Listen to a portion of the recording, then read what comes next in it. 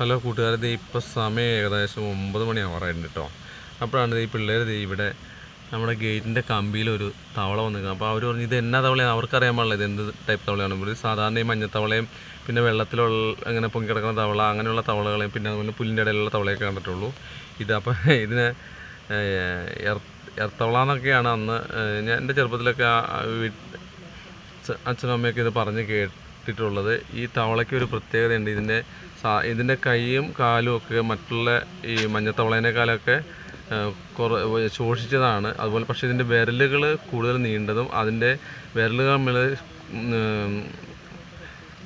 ഒരു ചർമ്മം കൊണ്ട് ബന്ധിപ്പിക്കപ്പെടുകയും ചെയ്തിട്ടുണ്ട്. ഇത് ശരിക്കും അതിന് ചാടുമ്പോൾ വായുവിൽ ഒഴുകി നീങ്ങാൻ സഹായിക്കും. പിന്നെ ഇതിൻ്റെ ഫിംഗറിൻ്റെ തുമ്പത്ത് ഒരു ഗ്രിപ്പുണ്ട്. അതുകൊണ്ടാണ് ഇനി കമ്പി പോലുള്ള സ്ഥലങ്ങളിൽ പിടിച്ചു നിൽക്കാൻ കഴിയുന്നത്. അപ്പോൾ ഈ വീഡിയോ നിങ്ങൾക്ക് ഇഷ്ടപ്പെട്ടാൽ ലൈക്ക് ചെയ്യുക, സബ്സ്ക്രൈബ്